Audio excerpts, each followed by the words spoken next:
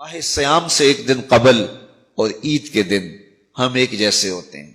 جہاں ہم رمضان سے ایک دن پہلے کھڑے تھے، عید کے دن بھی ہم وہیں کھڑے ہوتے ہیں.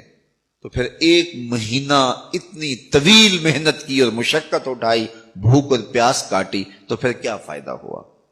آپ ایک ڈاکٹر کے پاس جاتے ہیں اور اس سے دوائی لیتے ہیں اور مہینہ بعد اس کو استعمال کرتے ہیں، اور مہینے کے بعد آپ ٹیسٹ کرواتے ہیں تو جہاں تھی بیماری وہاں کی وہاں رہی. تو پھر دو باتیں ہیں، یا تو ڈاکٹر نے دوا ٹھیک نہیں دی، یا پھر آپ نے دوائی کے ساتھ پرہیز نہیں کیا اور جہاں تھے وہیں کے وہیں کھڑے رہ گئے. تو ڈاکٹر کے پاس دوبارہ جائیں گے تو وہ کہے گا جناب اس بیماری سے نجات تو ایک مہینے کے کورس سے ہو جاتا تھا، تو آپ کو آرام کیوں نہیں آیا؟ آپ نے پرہیز نہیں کیا. تو آپ اس کو کہیں کہ جناب ہم دوبارہ مجھے ایک کورس اور کروا دیں، لیکن پرہیز میں نے پھر بھی نہیں کرنا. تو ڈاکٹر کہے گا کہ نہیں جناب چھٹی کرو. اگر دوائی لینی ہے تو اس کے ساتھ جو احتیاطی تدابیر میں بتاؤں گا ان کو اختیار کرنا ہوگا. لیکن اگر کوئی شخص پھر دوسرا مہینہ کھاتا ہے اور احتیاطی تدابیر اختیار نہیں کرتا اور پھر ڈاکٹر کے پاس جا کہتا ہے جناب آرام نہیں آیا، تو ڈاکٹر پھر اس کو کہے چلو دوبارہ لے لو، تو وہ تیسرے مہینے بھی کھائے، چوتھے مہینے بھی کھائے، ساری زندگی بھی کھاتا رہے. احتیاطی تدابیر نہیں کرے گا تو جہاں صحت تھی وہیں کی وہیں رہے گی. ماہ سیام آیا، پورا مہینہ دوائی لی، اور عید کے دن جب ٹیسٹ کروایا تو جہاں تھے وہیں کھڑے تھے. یا تو پھر دوائی ٹھیک نہیں ہے. میرے رب کی دوائی کس طرح ٹھیک نہیں ہو سکتی؟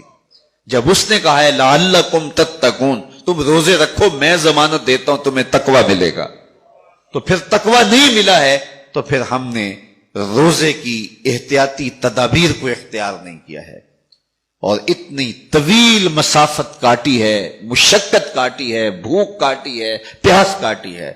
لیکن اگلے سال ہم پھر آئے تو ہم پھر اسی طرح وہ مشقت کاٹنے لگے اور احتیاطی تدابیر ہم نے پھر اختیار نہیں کی. من لم یدع قول الزور والعمل به فلیس للہ حاجۃ فی ان یدع طعامہ وشرابہ. کہا جو جھوٹ اور جھوٹے امور اور کام نہیں چھوڑتا اس کے بھوکا اور پیاسا رہنے کی کوئی ضرورت رب کو نہیں ہے. وہ روزے کے ذریعے سے تمہاری تہذیب نفس کرنا چاہتا ہے، تمہارے من کو سنوارنا چاہتا ہے، تمہارے اندر کی غلاظتیں دور کرنا چاہتا ہے، لیکن تم اس کو احتیاطی تدابیر کے ساتھ لینے کے لیے آمادہ نہیں ہو تو کاٹتے رہو، ہر سال مشقت کاٹتے رہو. 40 سال 45 سال 50 سال ہو گئے روزے رکھتے. ہر سال یہ ہوتا ہے کہ 29 شعبان کو جہاں کھڑے ہوتے ہیں 1 شوال کو بھی وہی کھڑے ہوتے ہیں. تو پھر کیا فائدہ اتنی مشقت اٹھانے کا؟ آنکھوں پہ بھی پہرا بٹھائیے، خیالوں پہ بھی پہرا بٹھائیے، سوچوں کو بھی آوارہ نہ ہونے دیجئے، رزق بھی پاک لیجئے، اور زبان پر بھی کوئی ایسا جملہ نہ آنے پائے جو رب کی ناراضگی کا سبب ہو. خیال بھی نہ بھٹکے، نظر بھی نہ بہکے، اور ایک ایک عمل زندگی کا خوبصورت ہو، منظم ہو، مرتب ہو.